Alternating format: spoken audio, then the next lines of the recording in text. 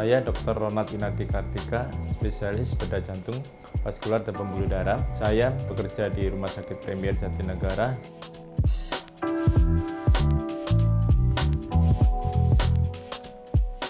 Tubuh manusia itu mempunyai dua macam pembuluh darah, yaitu pembuluh darah arteri atau pembuluh darah bersih atau pembuluh darah nadi yang biasanya kita raba di pembuluh nadi kita berdenyut, itu kita namakan arteri. Kemudian kita juga punya namanya pembuluh darah vena. Pembuluh darah vena nama lainnya pembuluh darah balik. Jadi pembuluh darah itu dari jantung berdarah dipompa ke seluruh tubuh, kemudian setelah memberi nutrisi ke kaki dan seluruh tubuh yang lain kembali ke jantung melalui pembuluh darah vena.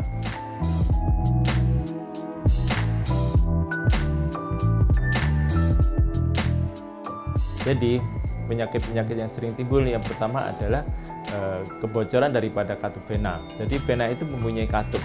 Katup itu seperti ibaratnya kalau dianalogkan adalah seperti pintu. Jadi darah dari kaki kembali ke jantung melewati pintu tersebut.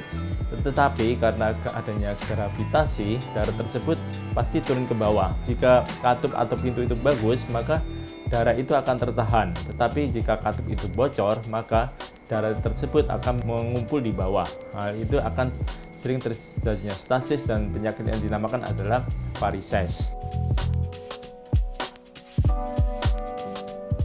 Gejala yang sering pada vena itu berbeda dengan arteri. Kalau pembuluh darah arteri, karena pembuluh darahnya itu bersih dan kaya oksigen, maka pada arteri biasanya kaki menjadi pucat, dingin, kemudian sering luka di ujung-ujung jari. Tetapi kalau vena, karena dia darahnya kotor, maka gejalanya tidak nyeri atau tidak dingin, tetapi yang tersering adalah bengkak dan terjadinya ulkustasis. Ulkustasis itu apa? Itu adalah luka di daerah malleolus atau di daerah mata kaki. Jadi di daerah kaki itu ada seperti mata kaki, di daerah situ sering terjadi luka yang tidak sembuh-sembuh. Kemudian yang kelainan sering terjadi adalah varises. Varises itu sering menimbulkan gejala seperti pegal, kaki terikat, kesemutan.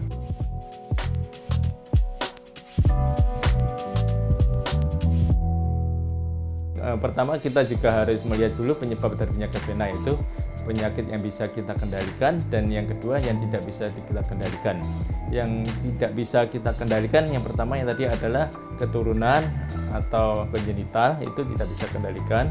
Kemudian yang kedua yang bisa dikendalikan adalah obesitas atau kegemukan, kemudian gaya hidup atau banyak berdiri.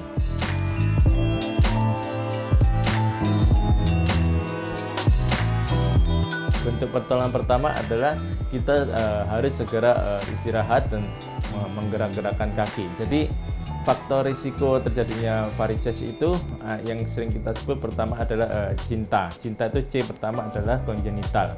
Kongenital itu adalah seperti kelainan bawaan, turunan. Jadi bapak ibu akan menurun ke anaknya 50%, kemudian ke cucu sekitar 30%. Yang kedua I itu inflamasi, kemudian T itu seperti trauma. Jadi seperti kita kebentur, kemudian pembuluh darah vena kita rusak, maka akan terjadi venanya terjadi kerusakan. Kemudian A, yang A itu sering terjadi adalah adolescent atau ketuaan. Jadi pada pasien-pasien yang usianya lanjut lebih beresiko terjadinya varises. Ya, ini tips untuk masyarakat untuk terhindar dari penyakit tersebut, yaitu yang pertama kita harus bergaya hidup sehat dengan banyak olahraga, kemudian makan makanan yang berserat, kemudian kurangi berat badan yang berlebih. Kemudian tips yang kedua, jika kita lama berdiri, misalnya kita harus naik pesawat sekitar 3 jam, jadi minimal sahabat harus menggerakkan kakinya di dalam perjalanan pesawat tersebut. Dengan menggerakkan kaki begini, telapak kaki akan membantu mengembalikan aliran darah balik ke vena.